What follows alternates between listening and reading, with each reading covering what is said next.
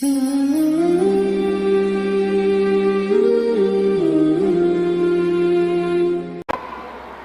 قرآن پاک انتہائی نفیس ترین عمل ہے،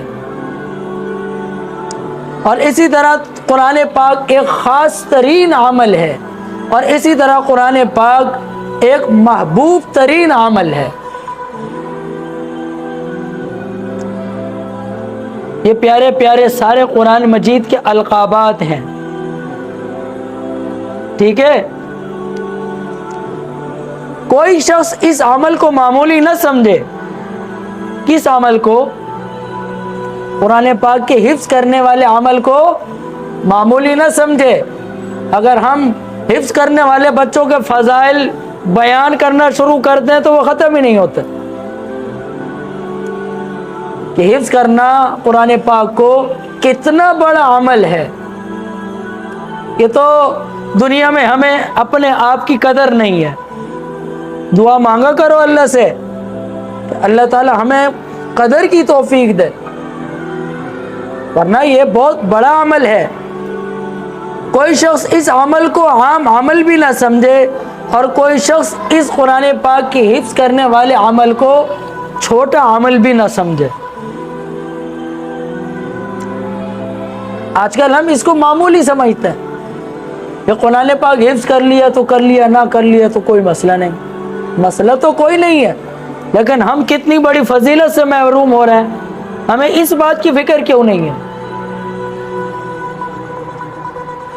قرآن پاک حفظ کرنا فرض ہے؟ بولو نہیں ہے۔ آپ نیند سے باہر آئیں، عبداللہ کی پھپھو بن جاتی ہے بیچ میں اس سے پوچھ رہا ہوں نا، وہ مان گیا، پھر بھی زبردستی بتا رہا ہے۔ اللہ اعلیٰ۔ بہرحال قرآن پاک کے حفظ کرنے والے عمل کو معمولی عمل نہ سمجھا جائے، چھوٹا عمل نہ سمجھا جائے۔ یہ بہت بڑا عمل ہے کہ حفظ کرنے والا ایک بچہ اپنے ساتھ کتنے بندوں کو لے جائے گا؟ 10۔ وہ بھی کب؟ قیامت والے دن، جس دن اللہ تعالیٰ نے فرمایا کسی شخص کی ایک دوسرے کے بارے میں سفارش قبول ہی نہیں ہوگی۔ بیٹا باپ کی سفارش کرے گا تو بیٹے کو پہلے فکر ہو جائے گی میں اپنی تو جان چھڑاؤں۔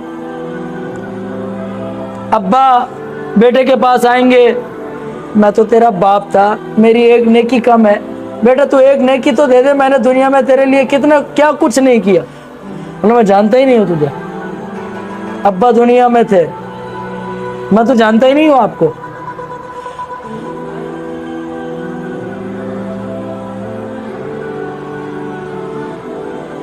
قرآن پاک کو معمولی نہیں سمجھنا، اس کو افضل ترین سمجھنا ہے، اور جب ہم اس کو افضل ترین کتاب سمجھ کر اس کو حفظ کریں گے تو انشاءاللہ اللہ تعالی ہمیں مزید ترقیوں سے نوازیں گے۔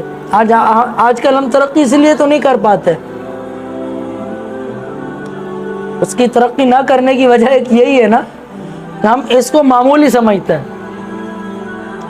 پھر اس کا نقصان کیا ہوتا ہے؟ حفظ کرنے کے بعد یہ سینوں سے نکل جاتا ہے۔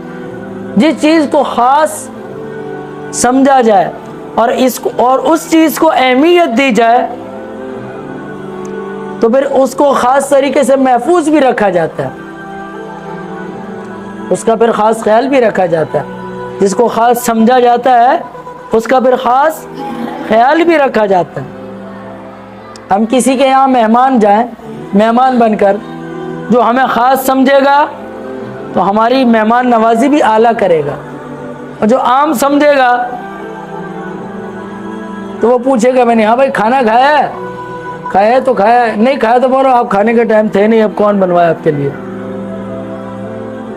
عام شخص کے لیے بندہ پھر اس طرح کا ہوتا ہے۔ اسی طرح حفظ قرآن سب سے اونچا اور عظیم ترین عمل ہے، باقی سب اعمال اس کے نیچے ہیں اور اس کے پیچھے ہیں۔ باقی سب اعمال اس کے نیچے ہیں اور اس کے پیچھے ہیں. اس کا ایک حرف پڑھنا کتنی اور 3 حرف پڑھنا 30 نیکیوں کے برابر ہے. اس لیے یہ سب سے بڑا عمل ہے حفظ کرنا. حفظ قرآن کے لیے محنت اور کوشش کی جائے. اسی طرح اپنے اور اپنی اولاد کے لیے اس سعادت کو اللہ پاک سے رو رو کر مانگیں. ہاں، صرف ابو کی خواہش پر حفظ نہ کریں. ابو کو بولو ہمارے لیے مانگا بھی کرو اللہ سے. آپ نے ہمیں مدرسے میں ڈال کے قاری صاحب کے سہارے تو چھوڑ دیا جی یہ بچہ آپ کے حوالے ہے، آپ جانو، آپ کا کام جانے، ہمیں تو حافظ چاہیے. نہیں، اتنا کافی نہیں ہے. بچہ مدرسے میں ڈالنے کے بعد والدین کی ذمہ داری ہے اب وہ رو رو کر اپنے بچے کے لیے اللہ سے مانگے بھی صحیح، یا اللہ میں نے تیرے کلام پاک کے حفظ کے لیے، تیرے کلام پاک کے لیے اپنے بچے کو مدرسے میں ڈالا ہے، یا اللہ میرے بچے کو 100% کامیابی عطا فرما. یہ عظیم دولت مل جائے کسی کو تو پھر کسی اور چیز کو اس کے برابر نہ سمجھا جائے، نہ اس سے بڑھ کر اس کو سمجھا جائے. جو حافظ قرآن بچہ ہو تو پھر اس بچے کے برابر کوئی بچہ نہیں. وہ بچہ سب سے افضل ترین بچہ ہے.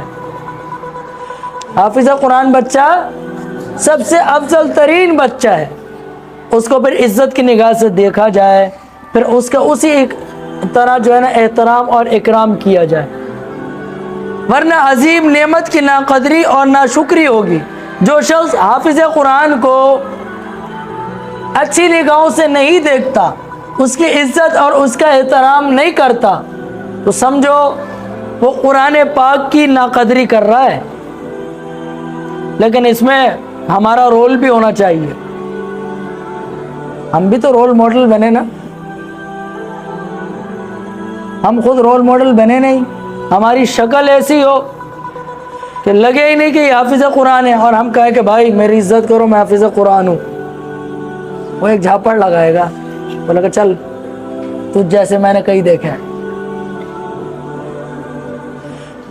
ہم اپنا ظاہر لازمی ٹھیک رکھیں، باطن اللہ سب کا. اللہ نے جب ہر کسی کے عیب کو چھپایا ہوا ہے تو اللہ تعالیٰ انشاءاللہ ہمارے ظاہر کے ٹھیک ہونے کی وجہ سے اللہ تعالیٰ ہمارا باطن بھی ٹھیک کر دیں گے. ظاہر ٹھیک ہونا چاہیے. ظاہر میں کیا کیا چیزیں آتی ہیں؟ ہم نماز کی پابندی کریں، ہمارے بال سنت کے مطابق ہو. اگر اللہ نے چہرے پر داڑھی دی ہے تو وہ سنت کے مطابق ہو.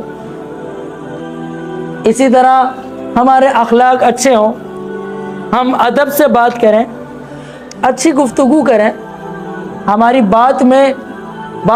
بات سننے میں لوگوں کو مزہ آئے، نہ کہ لوگ ہم سے پریشان ہوں. یہ سارا ظاہری ہے. اور جو شخص حافظ قرآن کا ادب اور احترام نہیں کرتا، جو شخص حافظ قرآن کی ناقدری کرتا ہے، اور ایسا حافظ قرآن جو باعمل ہے اس کی ناقدری کرتا ہے، تو پھر ان عذابی لشدید، تو اللہ تعالیٰ کی طرف سے اس پر سخت عذاب ہوگا. تو حافظ قرآن کو تنگ نہ کیا جائے، حافظ قرآن کو ستایا مت جائے.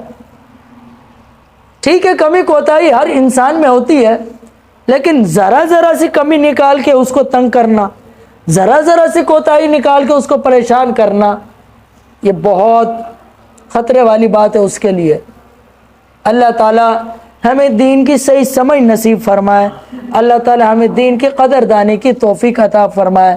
جو کہا، جو سنا، اللہ اس پر عمل کی توفیق عطا فرمائے. سبحانک اللہم و بحمدک لا الہ الا انت استغفرک و اتوب الیک. چلیں.